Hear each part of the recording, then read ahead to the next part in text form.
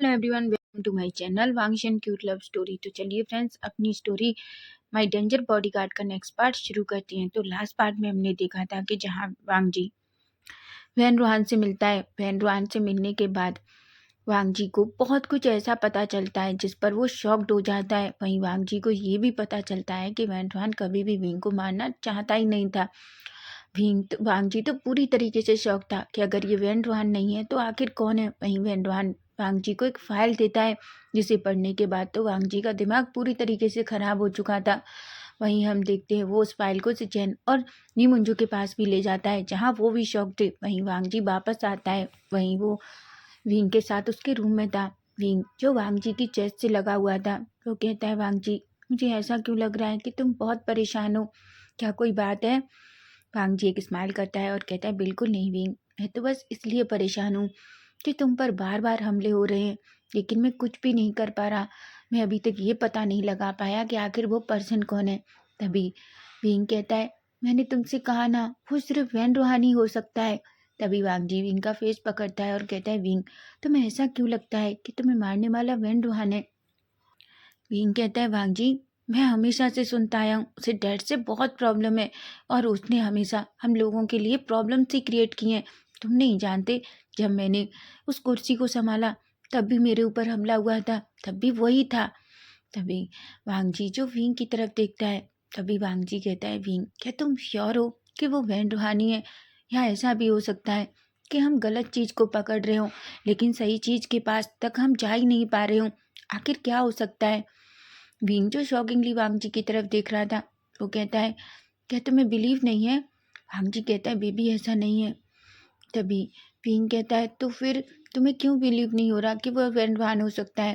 वांग जी कहता है जब तक हमारे पास उसके खिलाफ सबूत नहीं होंगे हम कुछ नहीं कर सकते विंग।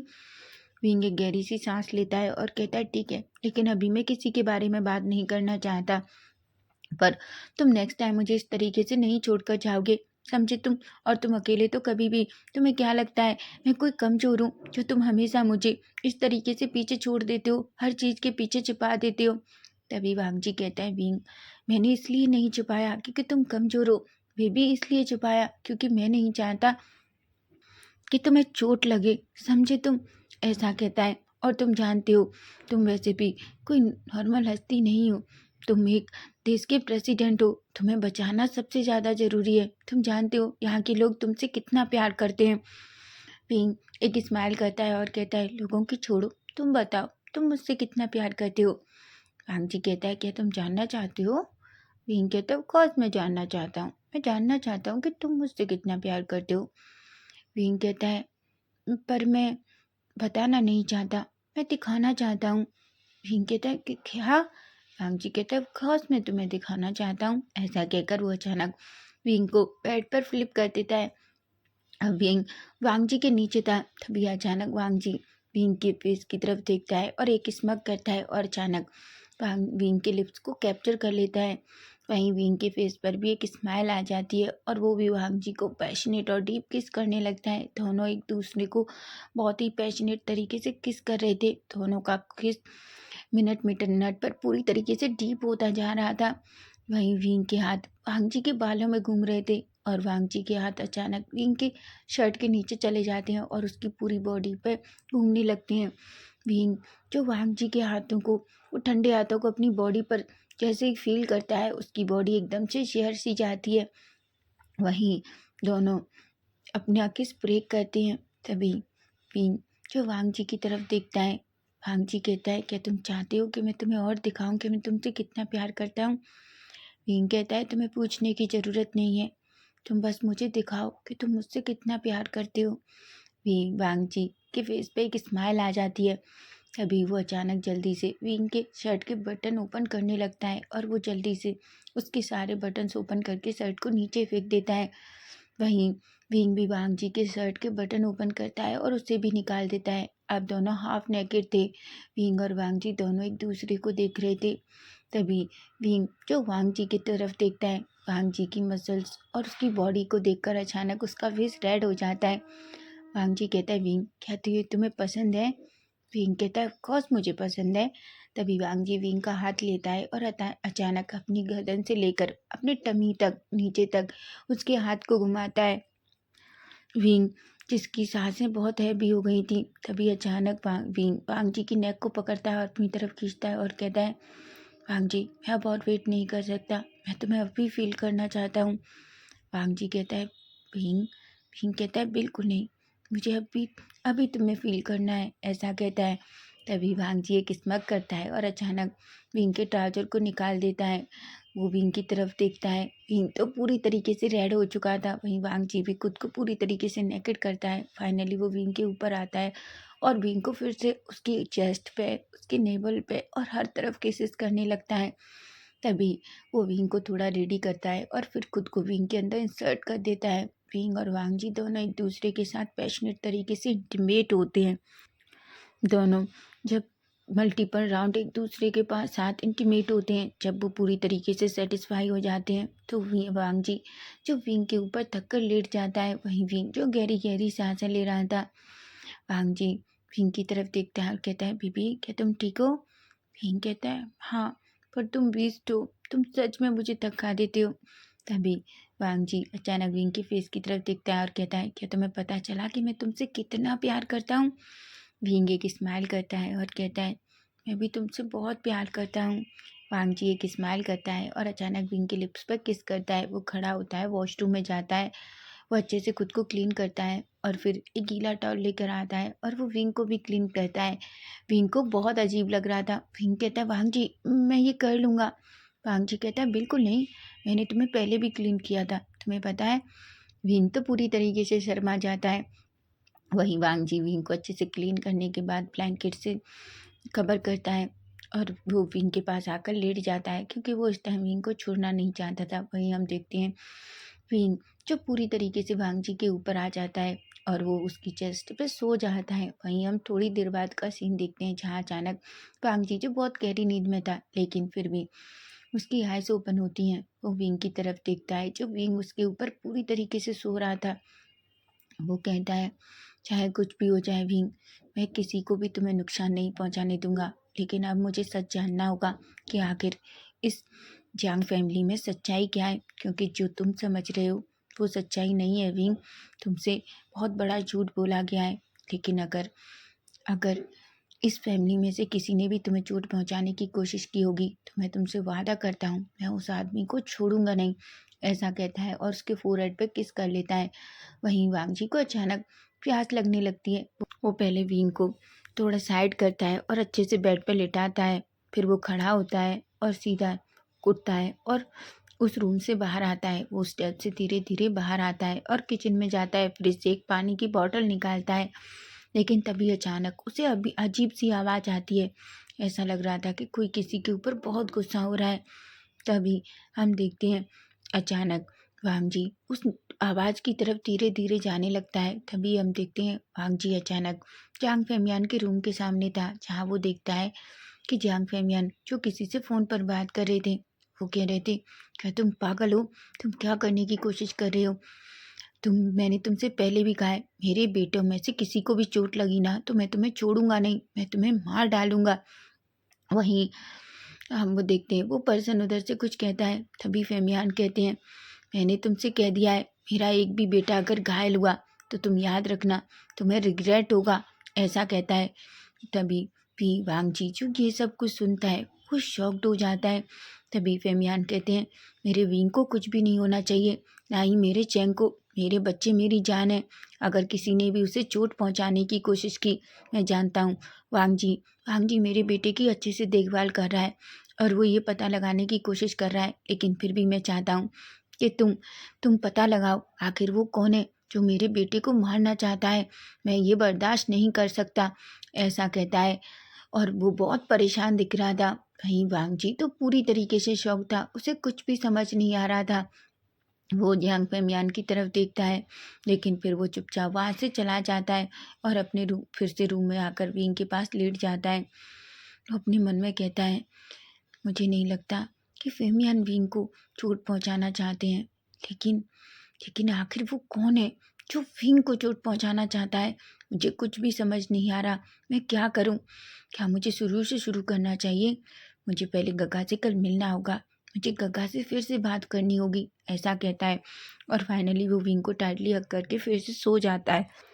वहीं सीधा हम मॉर्निंग का सीन देखते हैं, जहाँ हम देखते हैं विंग, वांगजी, चैंग, चांग फेमियन और मैडम यू सभी ब्रेकफास्ट टेबल पर ब्रेकफास्ट कर रहे थे। तभी फेमियन वांगजी से कहते हैं, वांगजी तुम मेरे केबिन में आओ, मुझे तुमसे कुछ बात करनी है। वांगजी कहता है ठीक है सर, ऐसा कहता है। वहीं विंग, जो शॉकिंगली अपनी डैड की तरफ देख रहा था, पता नहीं क्यों उसे बहुत अजीब लग रहा था। तभी चैंग कहता है, गगा कुछ भी हो, अगर वो वांगजी के साथ कुछ भी नहीं करेंगे, तुम टेंशन मत लो। वहीं विंग को थोड़ा अजीब लग रहा था, वो अपने मन में सोचता है कि डैड को पता चल गया है कि मैं और वांगजी। वो कहता है नहीं, ऐसा नहीं हो सकता, ऐसा कहता है। वहीं हम देखते हैं ब्रेकफास्ट फिनिश होने के बाद जांग फेमियन जो अपने स्टडी रूम में जाते हैं और वांगजी उसके पीछे जाता है। वांगजी जो सीधा जांग फेमियन के सामने खड़ा था। तभी जांग फेमियन वांगजी को बैठने को कहते हैं। वो कहते हैं, वांगजी मैं जानता हूँ तुम अपना काम बहुत अच्छे से कर रहे हो, फिर भी मैं चाहता हूँ कि तुम इसे और ज़ोरों से करो। ये पता लगाओ कि आखिर विंग को मारने की कोशिश कौन कर रहा है। मैं अब ये और बर्दाश्त नहीं कर सकता। लेकिन वांगजी मैं चाहता हूँ कि तुम विंग को लिली से शादी करने के लिए मनाओ। वांगजी तो शॉक हो जाता है। वांगजी कहता है, पर मिस्टर फेमियान मैं ये नहीं कर सकता, विंग लिली से शादी करना नहीं चाहता। फेमियान कहते हैं, देखो वांगजी मैं जानता हूँ विंग तुम्हारी सारी बातें मानता है, और मैं जानता हूँ अगर तुम उसे अच्छे से समझाओगे तो वो मान जाएगा।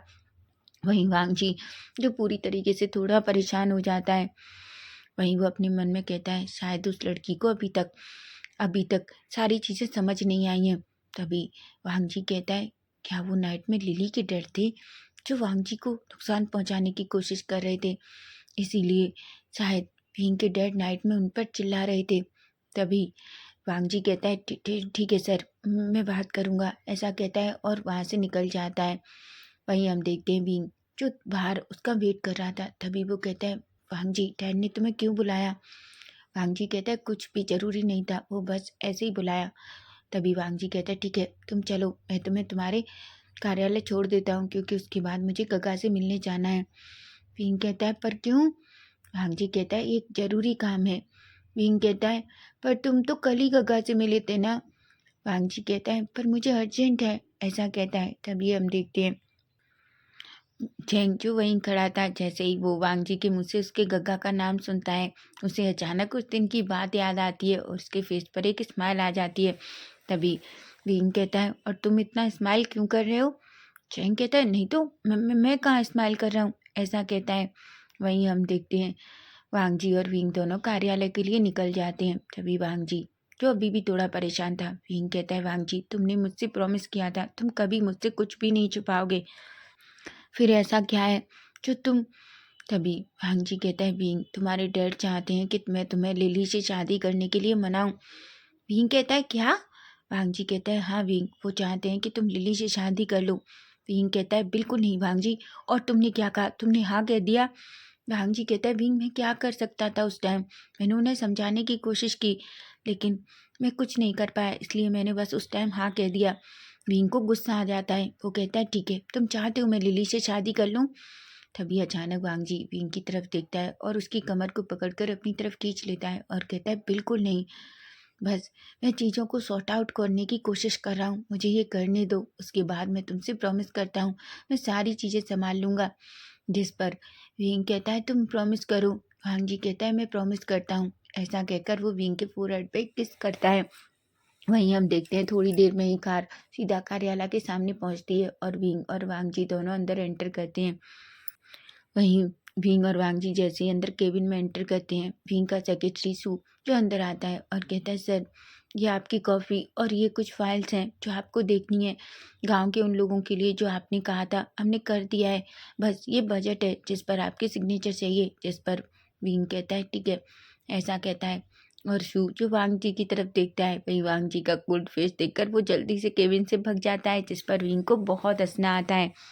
वहीं हम देखते हैं वांग जी कहता है विंग तुम ये काम ख़त्म कर लो, मैं थोड़ी देर में ही आ जाऊँगा, मुझे गगा से अर्जेंट मिलना है। विंग कहता है ठीक है लेकिन जल्दी आना। वांग जी कहता है। वहीं वांग जी जो सीधा केबिन से बाहर निकलता है, तभी उससे बाहर मिस्टर सू दिखता है। तभी वो शू को देखकर कहता है शू। शू जो वांग जी की आवाज़ सुनता है और अचानक से डर जाता है। वो कहता है हाँ हाँ सर। तभी वांग जी कहता है मिस्टर सू मैं आपको कुछ कहना चाहता हूँ। मैं थोड़ी देर के लिए बाहर जा रहा हूँ और मैं चाहता हूँ कि आप विंग के पास रहें, विंग को 1 मिनट के लिए अकेला ना छोड़ें। और हाँ, अगर कोई भी अंदर आता है या कुछ भी ऐसा कुछ जो विंग के लिए आता है तो आप उसे विंग से पहले खुद चेक करेंगे या मुझे कॉल करें, ठीक है? जिस पर सू थोड़ा शॉकिंगली वांग जी की तरफ देखता है। तभी वांग जी एक छोटी सी स्माइल करता है, जिसे देखकर शू को तो बेहोश होने का मन कर रहा था, क्योंकि उसने कभी वांग जी के फेस पर स्माइल नहीं देखी। तभी शू कहता है ठीक है सर, मैं देख लूँगा। तभी वांग जी अचानक सू के शोल्डर पर हाथ रखता है और कहता है देखो मिस्टर सू, मैं आप पर बहुत ट्रस्ट करता हूँ। मुझे पता है आप विंग के बहुत खास हैं और आप उसे किसी भी तरीके से कोई नुकसान नहीं होने देंगे। विंग की बात सुनकर सू कहता है बिल्कुल नहीं सर, बहुत अच्छे हैं। जब मुझे किसी ने हेल्प नहीं किया तब सर ने मेरी हेल्प की थी और मैं कभी भी सर को नुकसान नहीं पहुंचाने दूंगा किसी को भी। वांग जी कहता है ठीक है, तो मैं थोड़ी देर में पास आता हूँ, तब तक तुम विंग के पास ही रहना। जिस पर सू कहता है और वांग जी वहाँ से चला जाता है। सू अपनी चेस्ट पकड़ता है और कहता है मुझे समझ नहीं आता ये आदमी इतना डेंजर कैसे हो सकता है, ऐसा कहता है। वहीं हम थोड़ी देर बाद का सीन देखते हैं। विंग विंग जो सू की बातों को सुनकर जोर जोर से हंसता है और कहता है पर तुमने वांग जी से बात की? सू कहता है बिल्कुल सर, आपको पता है वो कितने डेंजर हैं, उन्हें देखते ही मुझे डर लगता है। मुझे तो यही समझ नहीं आता आप इतना टाइम तक अपने बॉडीगार्ड के सामने कैसे रुक पाते हैं। वांग जी कहता है। वांग जी की बात सुनकर विंग कहता है बिल्कुल नहीं, वो बहुत अच्छा है, तुम्हें पता है। सू तभी एक स्माइल करता है और कहता है पर वो आपकी बहुत केयर करते हैं, वो आपका बहुत ख्याल रखते हैं। उन्होंने कहा कि मैं आपको 1 मिनट के लिए भी अकेला ना छोड़ूं। यही सुनकर पिंक के अंदर एक अलग ही वार्मनेस फील होती है। वो एक स्माइल करता है और कहता है वांग जी मुझे पता है तुम मेरी बहुत केयर करते हो, ऐसा कि सोचता है। वहीं हम वांग जी को देखते हैं। वांग जी जो अपने ब्रदर के सामने बैठा था और जो नाइट में उसने सुना उसके बारे में बताता है। तभी से चैन कहते हैं वांग जी क्या तुम चांग फेमियान पर शक कर रहे हो? वांग जी कहता है मुझे नहीं समझ आता डैड। गगा एक्चुअली बहुत कुछ अजीब है, आपको पता है मुझे कैसा लगता है कभी कभी जैसे इन सब के पीछे चांग फेमियान है, लेकिन कभी कभी उनकी बातें मुझे बहुत कंफ्यूज कर देती हैं। गगा क्या हम शुरू से सोचते हैं? मैं वेंड्रुआन से मिला। वेंड्रुआन ने कहा कि वो कभी भी विंग को हर्ट नहीं कर सकता, क्योंकि विंग से उसका खून का रिश्ता है। विंग के साथ उसका खून का रिश्ता कैसे है, मुझे समझ नहीं आया।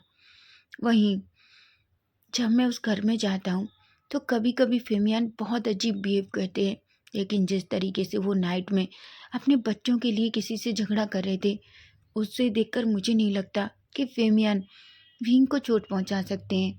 और रही विंग की माँ की बात, मैडम यू, तो वो विंग से बहुत प्यार करती हैं। वो इतना प्यार करती हैं कि वो हमेशा विंग के लिए फेमियान से झगड़ा करती हैं, तो मुझे उन पर शक तो करना ही नहीं चाहिए। रही चैंग की बात, तभी अचानक से चैन कहते हैं बिल्कुल नहीं, मुझे नहीं लगता कि वो चैंग ऐसा कर सकता है। वांग जी जो नैरो आई से अपने ब्रदर की तरफ देखता है और कहता है गगा जैसे आपको क्यों नहीं लग सकता कि वो विंग के साथ कुछ कर सकता है? तभी से चैन अचानक एकदम से खुद को सही करते हैं और कहते हैं क्योंकि तो मैंने देखा है वो अपने भाई से कितना प्यार करता है। तभी वांग जी एक स्माइल करता है और कहता है गग्गा मैं उस पर शक नहीं कर रहा हूँ, मैं जानता हूँ कि वो विंग से बहुत प्यार करता है और वो विंग के साथ कुछ गलत नहीं करेगा। लेकिन फिर गग्गा कौन है जो विंग को चोट पहुँचाने की कोशिश कर रहा है? और दूसरी बात, मुझे ये समझ नहीं आ रहा कि आखिर जब विंग उससे लिली से शादी करना नहीं चाहता तो फेमियान क्यों चाहते हैं कि विंग लिली से शादी करे?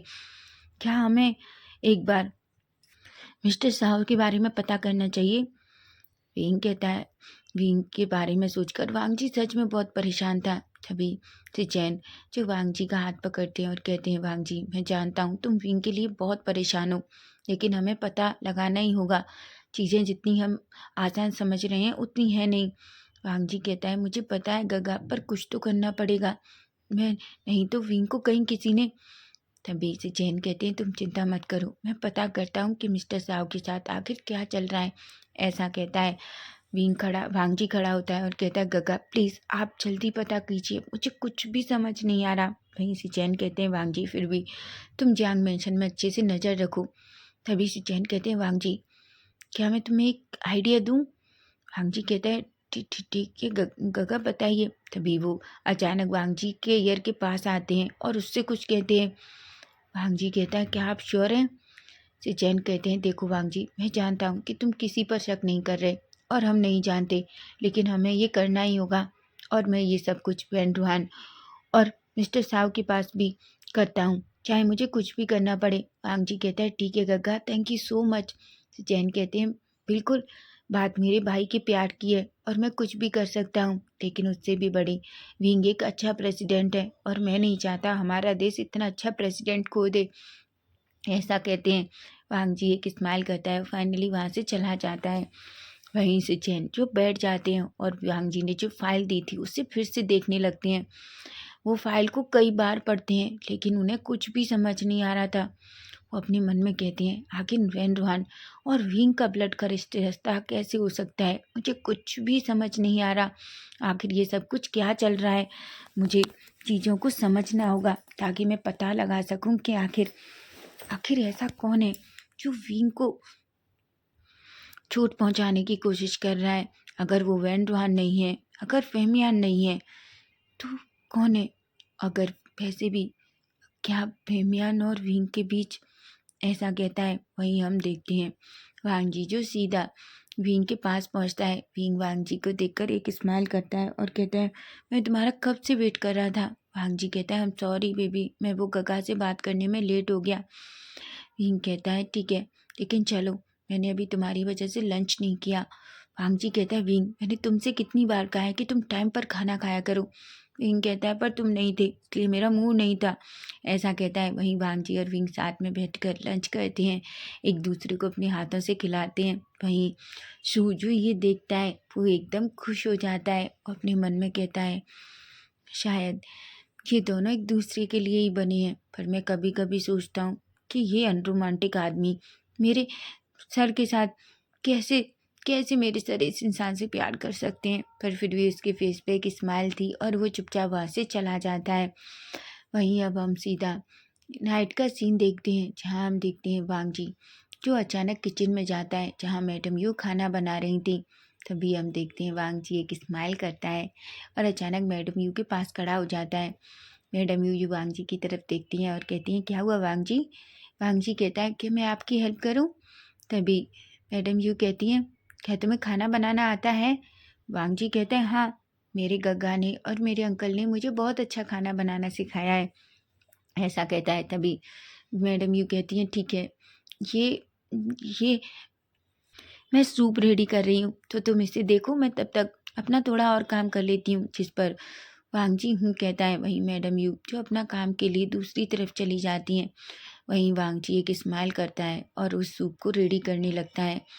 वहीं हम देखते हैं थोड़ी देर बाद मैडम यू जो आती हैं और उस सूप को देखती हैं। वो कहती हैं वांगजी ये रेडी हो गया है। वांगजी कहता है ठीक है। ऐसा कहता है। वहीं हम थोड़ी देर बाद का सीन देखते हैं जहाँ सभी डिनर टेबल पर थे। सबको सूप सर्व किया जाता है, लेकिन जैसे ही वांगजी को देने की बारी आती है वांगजी कहता है एक्चुअली मैं सूप नहीं पीना चाहता। विंग कहता है तुम नहीं जानते मेरी मॉम इस सूप को बहुत टेस्टी बनाती हैं। तभी वांगजी कहता है एक्चुअली विंग क्या है ना, मुझे इस बीन्स है ना इससे एलर्जी है। विंग कहता है पर तुमने कभी बताया नहीं। वांगजी कहता है आई एम सॉरी पर मैं भूल गया, पर मैं ये नहीं पी ले सकता। तभी यू कहती है तुमने मुझे बताया क्यों नहीं वांगजी, मैं ये बीन्स का यूज़ नहीं करती इसमें। वांगजी कहता है कोई बात नहीं है आंटी, ये आपकी प्रॉब्लम नहीं है। ऐसा कहता है। तभी मैडम यू एक स्माइल करती हैं और कहती है ठीक है नेक्स्ट टाइम जब मैं ये सूप बनाऊंगी तो इसमें बीन्स नहीं डालूंगी। वांगजी कहता है। वहीं सभी लोग उस सूप को पी लेते हैं। वहीं हम देखते हैं सभी लोगों का डिनर फिनिश होता है। अचानक फेमियान जो सबकी तरफ देखते हैं और कहते हैं मुझे बहुत नींद आ रही है इसलिए मैं सोने जा रहा हूँ। तभी चैंग कहता है और मुझे भी। ऐसा कहता है। वहीं सभी लोग वहीं मैडम यू जो किचन क्लीन कर रही थी, लेकिन उन्हें बहुत नींद आ रही थी। वो कहती हैं, पता नहीं क्या हुआ, आज खाना खाते ही मुझे बहुत नींद आ रही है। वांग जी कहता है, मुझे लगता है आपको सोना चाहिए, किचन क्लीन मैं कर दूंगा। तभी मैडम यू कहती है, बिल्कुल नहीं, यहाँ बहुत सारे सर्वेंट हैं, तुम्हें भी नींद आ रही होगी। वांग जी कहता है, हाँ मुझे भी बहुत नींद आ रही है, ऐसा कहता है। और फाइनली सभी लोग अपने अपने रूम में चले जाते हैं। वहीं अब हम मिडनाइट का सीन देखते हैं, जहाँ हम देखते हैं वांग जी जो धीरे से खड़ा होता है। वो धीरे धीरे सबसे पहले वांग जी विंग के रूम की तरफ जाता है, जहाँ वो देखता है विंग जो बहुत पीसफुली सोया हुआ था। तभी वो धीरे धीरे से उतरता है और जल्दी से चैंग के रूम में जाता है। चैंग के रूम में जाता है तो देखता है चैंग जो बहुत गहरी नींद में सो रहा था। तभी अचानक वो इधर उधर देखता है, तभी एक चीज़ लेता है और चैंग के बेड के पीछे अचानक उसे लगा देता है, और इस तरीके से देखिए चैंग उसे ना देख पाए। ऐसा ही वो जांग फेमियान और मैडम यू के रूम में भी करता है।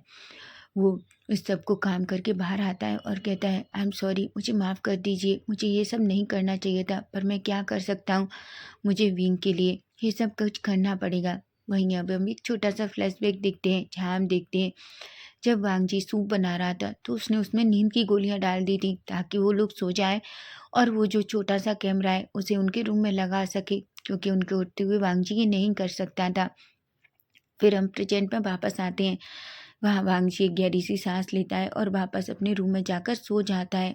तो फ्रेंड्स, नेक्स्ट पार्ट इसका हम कल देखेंगे कि हाँ वांग जी अब सच में पता लगा पाएगा, क्या वांग जी को पता चलेगा कि आखिर विंग को मारने वाला कौन है। अगर आपको फैन फिक्शन अच्छा लगे तो प्लीज़ प्लीज़ कमेंट जरूर करना।